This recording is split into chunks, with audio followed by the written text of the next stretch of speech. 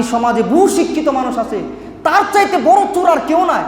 সে মানুষ খুন করে ফেলতে পারে, সে মানুষ বেঁচে দিতে পারে, সে নিজের স্বার্থের জন্য দেশ বেঁচে দিতে পারে।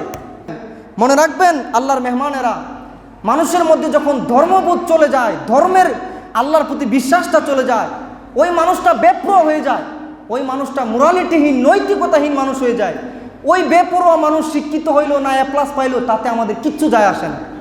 কারণ এই সমাজে বহু শিক্ষিত মানুষ আছে, তার চাইতে বড় চোর আর কেউ নাই।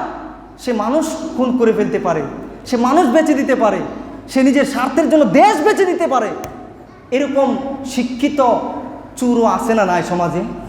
এই জন্য মনে রাখেন, শুধু শিক্ষা না, ইন দিস গ্লোবালাইজেশন, এই গ্লোবালাইজেশনের যুগে each and every person quality অর্জন করার সাথে সাথে মোরালিটি অর্জন করতে হবে।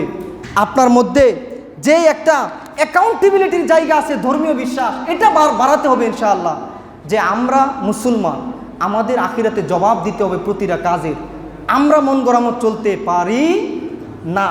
এটা যখন থাকবে তখনই প্রকৃত সফলতাটা পাবেন। প্রকৃত সফলতা কি এটা বলেই শেষ।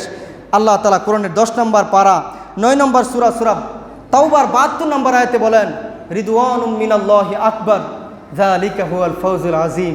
Remember the greatest bliss is the good pleasure of almighty Allah, that is the supreme triumph. পৃথিবীতে সবচাইতে বড় সফলতা হলো আল্লাহকে পাওয়া, আল্লাহ সন্তুষ্টি অর্জন করতে পারা। এর চাইতে বড় পুরস্কার, বড় অর্জন আর কিছু নাই। সব পাইলেন, আল্লাহরে পাইলেন না, কোনো দাম নাই। আল্লাহ আমাদেরকে বুঝ দাও, আল্লাহ আমাদেরকে তোমার পাগল হয়ে চলার মতো তৌফিক দাও, বলেন আমিন।